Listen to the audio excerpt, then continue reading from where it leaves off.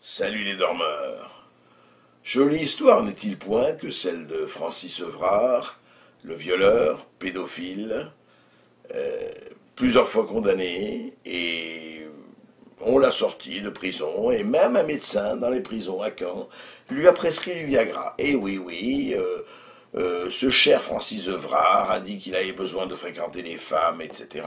Et puis on lui prescrit du Viagra. Et qu'est-ce qu'il fait une semaine après être sorti? Il viole un petit enfant de 6 ans pendant 11 heures. Enfin, il le maltraite, il le viole, etc., etc. Et je trouve ça hallucinant.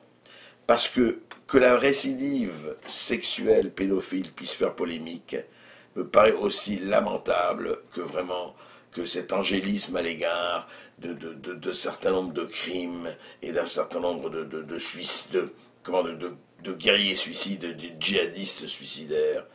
Comment peut-on accepter Comment peut-on accepter que quelqu'un qui a montré qu'il avait des pulsions incontrôlables, qu'il avait des pulsions auxquelles il ne pouvait pas résister, comment on le remet en liberté? Alors, castration chimique ou pas, en tout cas, il faut trouver des moyens qu'il soit mis hors d'état de nuire. Et jusqu'à présent, à chaque fois, et on me dit qu'on ne m'oppose pas les statistiques, on dit oui, mais c'est 2% qui reste. Mais qu'est-ce que ça veut dire 2%? En attendant, vous êtes, vous, de la famille de ces 2%?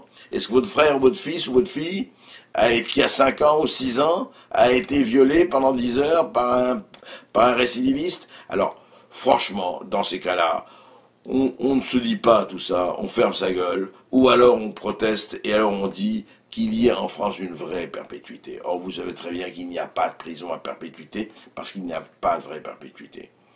Mais alors vraiment, que l'on fasse encore que les psychologues, que le suivi psychologique ne soit pas fait, mais alors à quoi sert tout ça? On peut vraiment le ramener à une certaine neutralité ou c'est impossible? Si c'est impossible, il faut l'enfermer. Sinon, qu'on utilise les moyens chimiques, mais arrêtez de discuter de ces histoires de la récidive.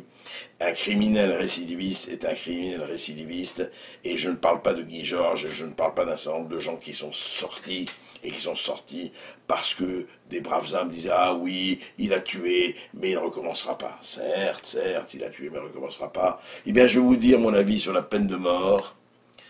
Ça me rappelle Alphonse Karr, il disait je suis contre la peine de mort, mais que messieurs les assassins commencent.